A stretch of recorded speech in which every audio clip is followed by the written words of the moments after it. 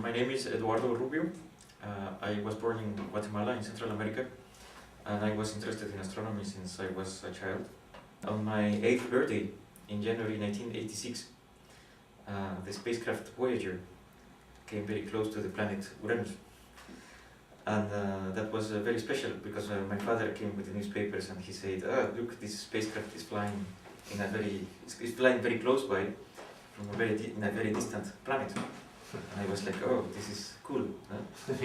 So that was in January, around the 23rd of January. Then on the 28th of January, if you remember, the shuttle Challenger exploded and seven astronauts were killed.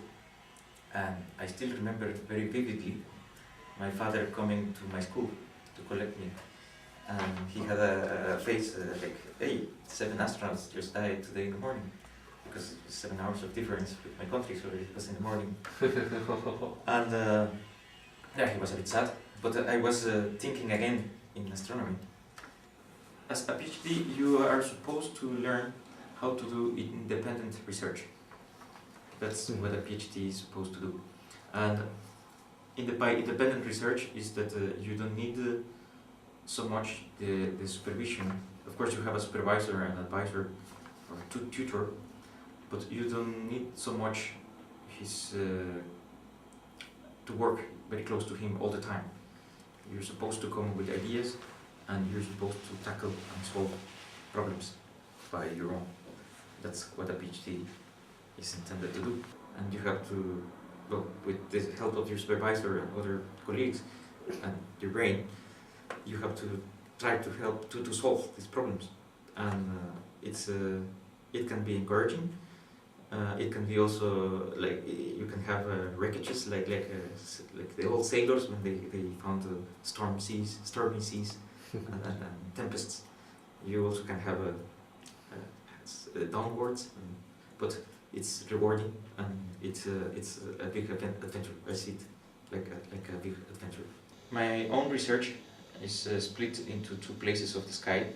I am trying to find pulsars in a region of Cygnus, which is a region in our own galaxy, a region that is known that had many supernova in the past, and there are many supernova remnants.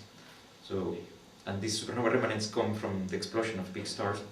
Usually when a big star explodes, it throws away the envelope, and what is left is the core of the star. This core rotates very quickly, and if we are lucky enough and we can see the north magnetic pole of this neutron, of this core, we can detect radio pulses from this core that is called a neutron star. I'm trying to find a variety of neutron stars that emit pulses of radio, and they are called pulsars.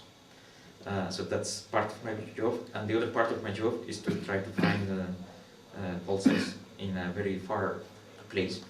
It's the closest galaxy to the Earth, or to our own galaxy, and it's Andromeda.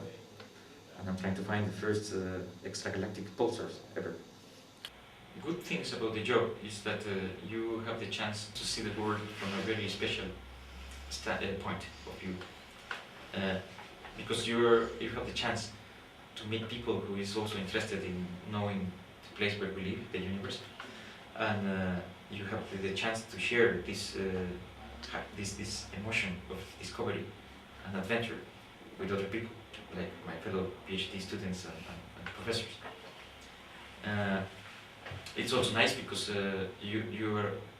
because you have to mingle with many people.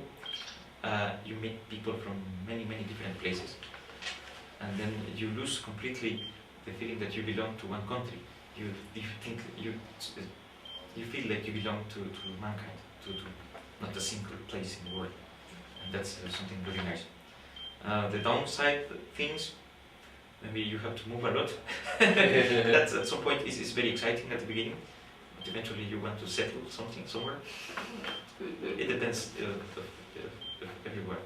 And I think that could be a bit downward in the sense that for some people it's hard to get a permanent position. You have to do it hard, to work hard to get a permanent position. Yeah. It might be, one of the downsides, I don't know.